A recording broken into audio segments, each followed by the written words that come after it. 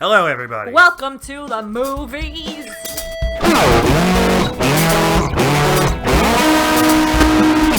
We just saw the new Steven Spielberg movie, Ready Player One. We have a lot of thoughts. It was a book by Ernest Cline, a very popular book that I read a few years ago. I really remembered very little about it until watching the movie today. Lacey, what did you know about this movie ahead of time? Zero things. You made me watch a trailer. I was very confused. What did you think You of? tried to explain this movie to me multiple times without showing me the trailer. And I was like, it's kind of like Roger Rabbit because you got all these different characters and they're all Right. mushing together. And But they didn't. But well, I thought they would, but They didn't. So the trailer made things clear. Yeah. No. Now, The movie posters were the most confounding thing. Here's where you pop up the movie posters. yeah, because they have basically any movie any movie you're familiar with has had a poster made out of it for Ready Player One. Right, so I kept waiting for spoiler. Do we do like a spoiler? Spoiler alert. So I kept waiting for the Lost Boys reference for Goonies, anything for Iron Giant. We knew that was going to. That literally was the only thing that we even saw in the trailer, except for the other movie. Yeah, the Iron Giant plays a big role. A movie nobody giant saw. role. Good movie though. But all the conversation about the movie is sort of a lot more like sort of grand scheme of things, more metatextual. What does this all mean? What does this say about nerd culture, about politics, about movies and male entitlement and all kinds of stuff. I thought you were But like the Postal Service. but as a movie, what did you think? I was super pleasantly surprised. Anytime things are jam-packed, an ensemble cast is usually a big red flag for me. Obviously, that's not what this was, but as far as memorabilia, this was Just size, just amount of stuff, amount of people you have to keep track of. Not even that. They were smushing a lot of things in there that seemed like bait, like easy candy to be like, I remember. And I thought that was supposed to like take the place of actually a good story and an interesting movie, and it didn't. It was good. The story itself worked for you. I love the world building that it did. I knew from the trailer, my very first my favorite thing from the trailer were the trailers. the stacked on top of each other. Oh, it's probably the best part image, yeah. was super cool. So I already knew I liked that, but I didn't expect there to be other set pieces that I ended up liking almost just as much. Like what? His Halliday is the creator of the Oasis. He's the Steve Jobs-esque figure, much more Feels eccentric more Mark Zuckerberg to me. and he's played by Mark Rylance. Because Steve Jobs was charismatic. He was a man of the people. He was meant to be mic'd. Mark Zuckerberg is way more introvert, more just like let my platform speak for myself. Still even outspoken, but no, I see what you're saying. What else worked for you? You're going to say what else Okay, worked for you. so there's this amazing, which I wish we could have spent more time there because I was a little bit confused. They call it the Brain, right? The something library, the Halliday Library. I don't even remember. Yeah, it says the museum of his life. Right. So we're supposed to understand that because he lived in an age a little bit, probably here and then a little bit further, that the majority of his life was enough caught on camera that he could recreate it virtually. So you can walk through his memories and ask to pull up very specific events and look into them, which is who would need to do that? It was very, but I liked it. I liked it. The movie starts with your reason to need to do it, so you don't question it in the moment. Like, oh, this is a handy tool. I'm glad they have this. When you take a step back, you're like, why? Why does anyone spend any time here at all?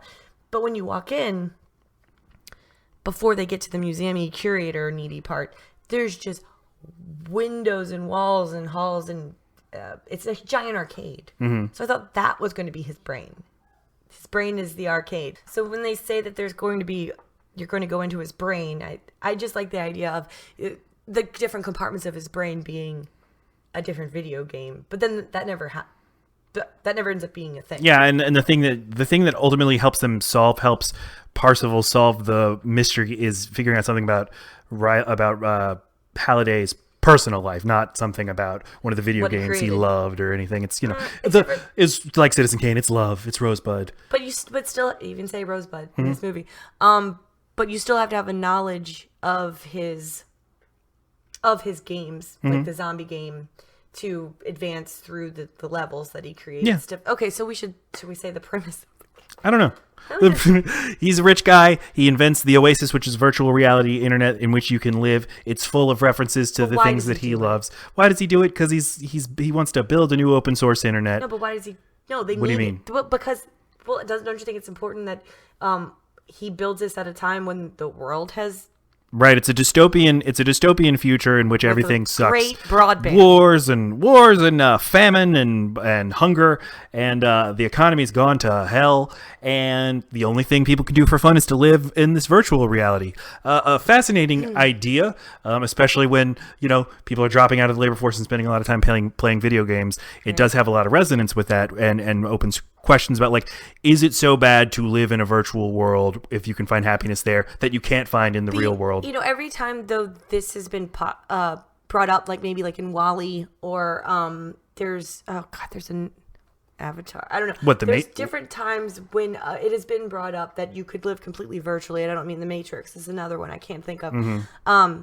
It might have been a book. Who knows?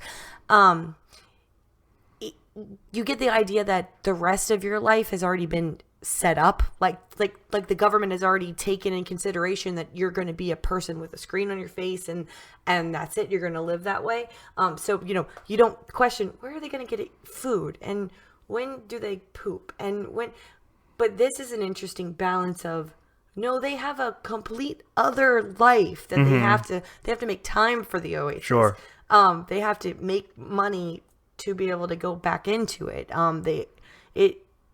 They're constantly being jerked out of being so submerged in a world, and just to be reminded of all their shortcomings in the reality. One thing that I thought was really cool in the book that was not in the movie was that it might have been in the movie. We showed up like 5 minutes late, but you go to school in the Oasis because they didn't have money to build real schools anymore. So you just attend class. You just get you put on your virtual headset, and then you literally go find your classroom, and your teachers can like punish you virtually by like making it so you can't talk in class, and I don't know, giving you up. So it is interesting, and I love stuff like that. Yeah, just the little nooks and crannies. There's a way in which a lot of interesting stuff just kind of does not get explored in favor of a kind of story that I'm not so into. The Quest, it's a video game, and I don't feel like there are any stakes because it does feel like watching somebody's Twitch feed, watching them play a video game. Even though they're going to win a lot of money, they'll get rich. They say they're going to make things better for everybody else because they're going to make it more open and user friendly, and they're not going to have any ads in the Oasis. But what's really changed? I mean, this isn't. If he were inheriting an amount of money that could save the world, then they would have just used, like, the government would have seized the assets and used the money to feed the country. Know what the stakes were. And you die in the Oasis, and you lose all your assets, but you get to come back, and it's not like the real you dies. So wait, but this is what we were saying was interesting about how this Oasis being so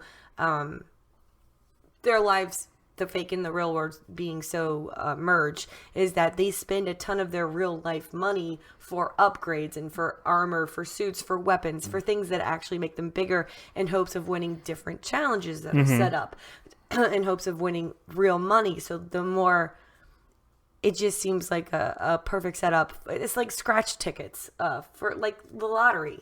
It's like scratch poor people to pour their assets into but scratch tickets where, well, yeah, I mean, ultimately, yeah, the ultimate payoff is, but there is like this economy that's built up within the Oasis where people can make money within it just by conducting business inside of the Oasis. So just as rigged as the actual economy outside of it that led them to the dystopian future, is what I'm saying. That things, what is the maniacal company, Sorrento's company? Isn't there a giant like chemical company, Sorrento? Am I making that up?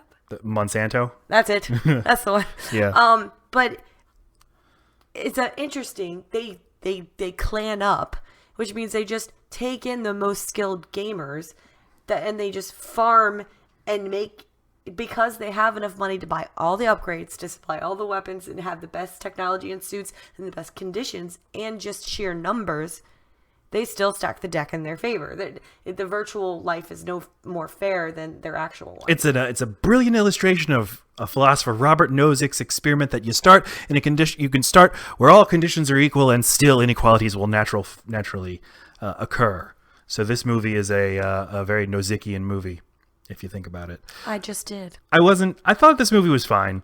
It was fine. The book was fine. I like this more than the book. It's cool. There's an amazing Shining sequence. The Shining. They basically visit the Overlook Hotel.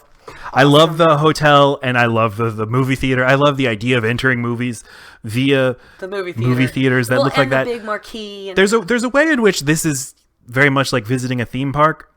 The TV show Westworld is a lot like that too. Yeah. I prefer that because I prefer exploring the idea of theme parks more than whatever is going on in this movie.